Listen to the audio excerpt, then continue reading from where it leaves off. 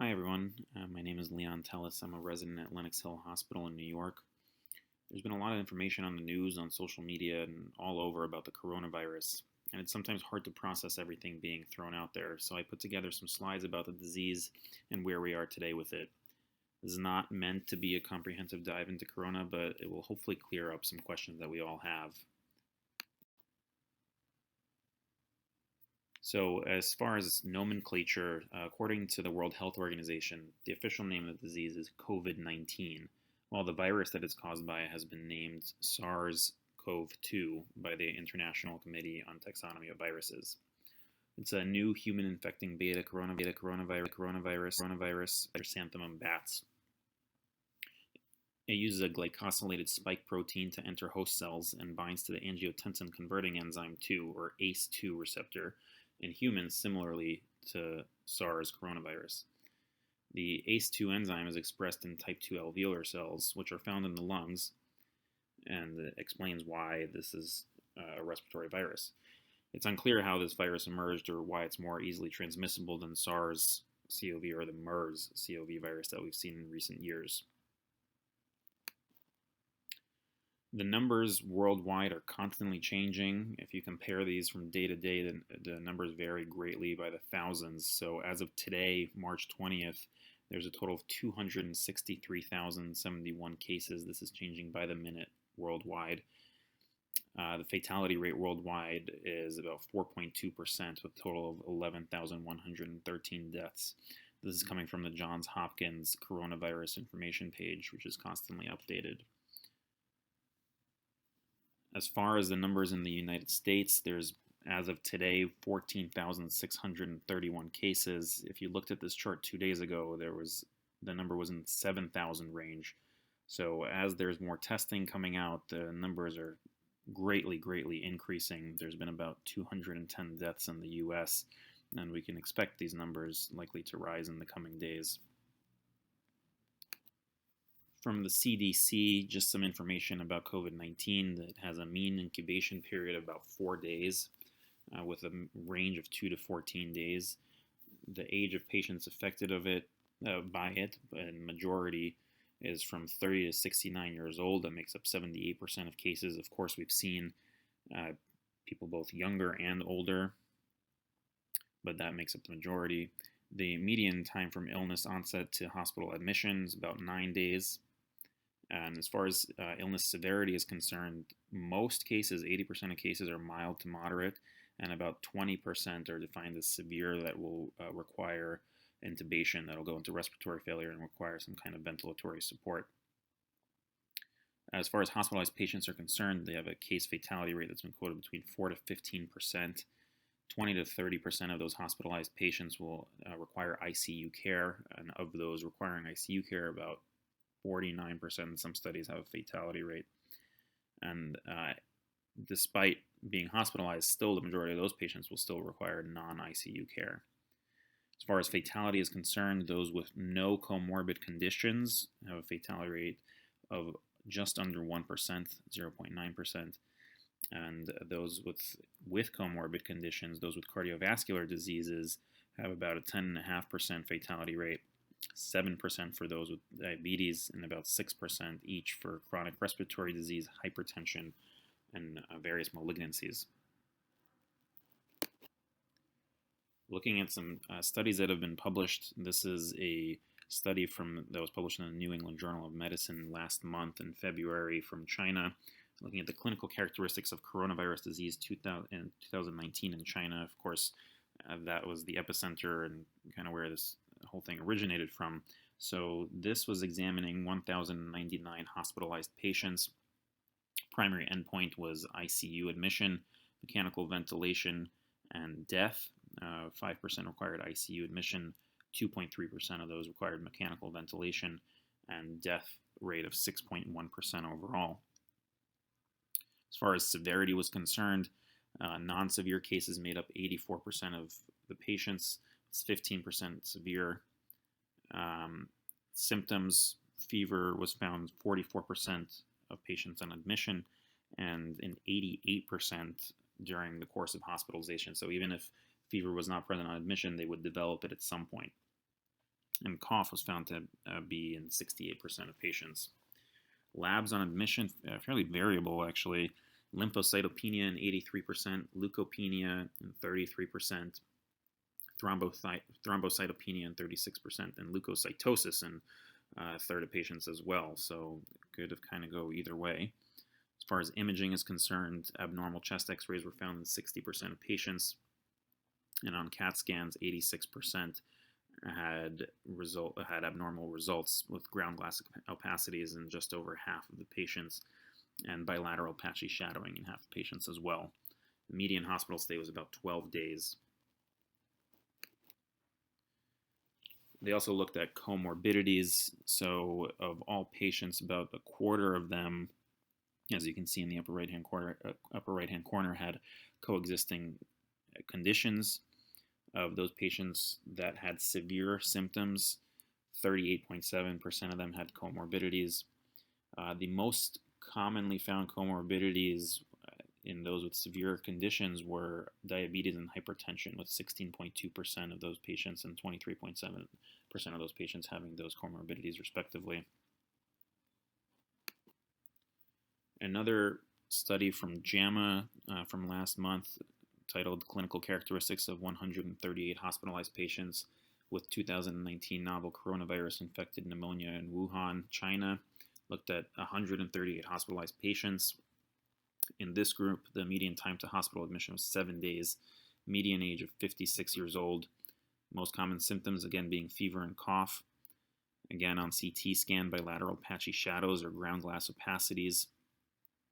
46% of these patients had comorbid conditions. 26% required ICU level care, and they had a median hospital stay of 10 days. Presumed hospital-related transmission of coronavirus was suspected in 41% of patients, and they had a mortality rate of 4.3%. That's more in line with the current estimated mortality rate with the figures provided by the Hopkins group.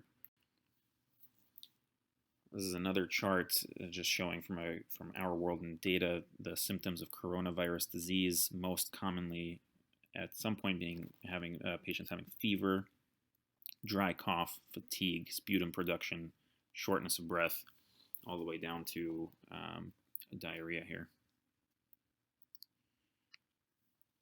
This is just some information from our hospital group, from what's been observed from our hospitalists. 1 week prodrome of myalgias, cough, and low-grade fever. Average of 8 days to development of dyspnea from the onset of symptoms. Average of 9 days to the onset of pneumonia or pneumonitis. Co-infection rate with other respiratory viruses like the influenza was found in less than 25%. There's been very few concurrent or subsequent bacterial infections on top of this. Patients can shed it for about 1 to 4 weeks after exposure, but it's unknown of the presence of RNA equals presence of infectious virus. Previously, and these rules are kind of constantly changing, but COVID-19 patients are cleared off of isolation once they have 2 consecutive negative RNA tests over 24 hours apart. In summary, as far as diagnosis and presentation is concerned, symptoms, 65 to 80% of patients will have a cough, 45% will be febrile in admission, and 85% febrile during the illness, rather on presentation, I should say 45% rather than admission. 20 to 40% have dyspnea, 10% have GI symptoms.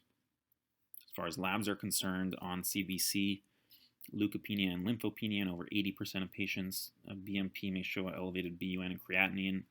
LFTs show an elevated AST, ALT, and T-bili. I've actually heard of people saying that some of these patients can develop a viral hepatitis. You can have an elevated D-dimer, CRP, and LDH, elevated IL-6 and ferritin level, and decreased procalcitonin. As far as the diagnosis and testing is concerned, the definitive test for this is RT-PCR test. It's believed to be highly specific, with a sensitivity reported as low as 60 to 70% and as high as 95 to 97% depending on the country. False negatives are a real problem, and you might require several negative tests to be confident about excluding the disease. far as imaging is concerned, on chest x-ray, most commonly you'll see hazy bilateral peripheral opacities. CT is more sensitive and specific. It's a surrogate diagnostic test. You can see ground glass opacities early, followed by paving consolidation. It can rarely be unilateral, though most often bilateral and peripheral. You can also examine these patients with point-of-care ultrasound, which may show numerous B lines, pleural line thickening, or consolidations with air bronchograms. This is just some pictures from JAMA of CT imaging of a 52-year-old patient with coronavirus. It just shows on the top row 5 days after symptom onset and 19 days after symptom onset. You could show you could see the bilateral ground glass opacities, and after treatment on the bottom, you can see some of these ground glass opacities starting to clear up. There's a clinical update from JAMA as well, published just the other week, titled Care for the Critically Ill Patients with COVID-19. So patients requiring intensive care tend to be on the older side, the median age of 60 years, and 40% of them have comorbid conditions, like we mentioned and saw in other studies. Children generally observed to experience milder illness, although perinatal exposure may be associated with substantial risk. There's been a small number of pregnant women infected thus far, and they've had a mild course. And management of severe COVID-19 is not different from the management of most viral pneumonia causing respiratory failure. The principal feature of patients with severe disease is development of AR. So, in terms of caring for the critically ill patient with COVID-19, this group created kind of almost like a flow chart. So it's usual critical care. Many patients, like we said, develop acute respiratory distress syndrome, and guidelines for ARDS apply in treatment of these patients as well. So conservative IV fluid strategies, empirical early antibiotics for possible bacterial pneumonia, consideration for early invasive ventilation, lung protective ventilation strategies, periodic prone positioning during mechanical ventilation, consideration of ECMO, extracorporeal membrane oxygenation. And as far as modifications to usual critical care, you want to admit these patients with the suspected disease to a private room when possible. Use of medical face masks for symptomatic patients during assessment and transfer. And they recommend distance minimum of at least 2 meters between patients. They advise caution when using high-flow nasal oxygen or non-invasive ventilation due to the risk of dispersion of aerosolized virus in the healthcare environment with poorly fitting masks. And clinicians involved with aerosol-generating procedures should use additional airborne precautions, including N95 respirators and eye protection. As far as facility planning is concerned, you must ensure that staff have updated training in infection prevention and control, including personal protective equipment. Planning at local and regional levels for a potential surge in the need for critical care resources. Of course, there's been a lot recently in the news about the potential lack of PPE, but that's another discussion. As far as PPE recommendations, this is straight from the CDC. What type of gown is recommended for patients with suspected or confirmed COVID-19? A non-sterile disposable patient isolation gown that's used for routine patient care are appropriate. What type of gowns are available for healthcare personnel to protect from COVID-19? So these should be worn based on the level of risk of contamination. So they define a critical zone where there's direct contact with blood, body fluids, or other potentially infectious material. Those they recommend using an isolation gown that claims moderate to high barrier protection. For healthcare activities with low, medium, or high risk of contamination, surgical gowns can be used that are intended to be worn during surgical procedures. What type of glove is recommended to care for suspected or confirmed COVID patients? Non-sterile disposable patient exam gloves that are used for routine patient care are appropriate in these situations. As far as respirator recommendations, the CDC does not recommend the routine use of respirators in the community, out in public. Most often, the spread of respiratory viruses happen among close contacts within 6 feet, hence their recommendation of maintaining a distance of about 6 feet from people in public. Who needs to wear an N95 respirator? Those are recommended only for use by healthcare personnel who need protection from both airborne and fluid hazards. And they do not recommend their use outside of healthcare settings. Just a quick graphic of the difference between a surgical mask and an N95 respirator. One is loose fitting, the other one is tight, and really the main difference is the filtration. The surgical mask does not provide the wearer with a reliable level of protection from inhaling smaller airborne particles. It's not considered respiratory protection. You can have leakage around the mask since it's not a tight-fitting mask. Recently, the president and the government released the president's coronavirus guidelines, 15 days to slow the spread. This is aimed to, of course, contain the spread of coronavirus and to listen to your state and local authorities that if you feel sick, if your children are sick, if someone in your household is tested positive, stay home, don't go out, don't go to work, contact your medical provider over the phone, and just try to limit the spread of the disease, because if we start getting an overwhelming number of people, for instance, showing up to the hospital, it'll overwhelm the healthcare system and we may not be able to treat it. So continue to do your part to slow the spread of the coronavirus. This was their 15-day kind of warning of staying in for about a 2-week quarantine in order to minimize that. Avoid social gatherings, avoid going to work, avoid discretionary travel, and practicing good hygiene, washing your hands, especially after touching any frequently used item or surface, avoiding touching your face, things like that. How does COVID-19 spread? It's thought to spread mainly from person to person, people who are in close contact with one another within about 6 feet, and it's spread through respiratory droplets that are produced when an infected person coughs or sneezes. People are thought to be most contagious when they are most symptomatic, but there might be spread possible before people even show any symptoms.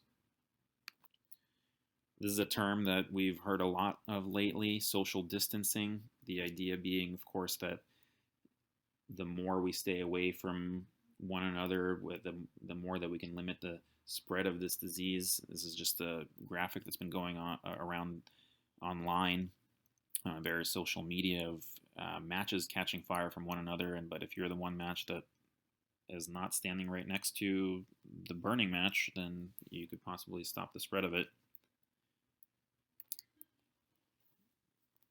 Another thing that we've been hearing a lot of lately is flatten the curve.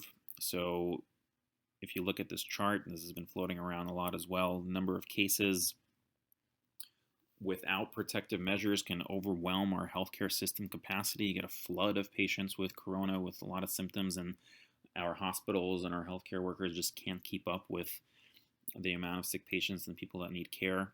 But if you slow the spread of disease, if you flatten that curve, that surge of people that are showing up without protective measures and institute social distancing, then you can stay under that line of the healthcare system capacity and allow everybody to get treated the way they're supposed to be.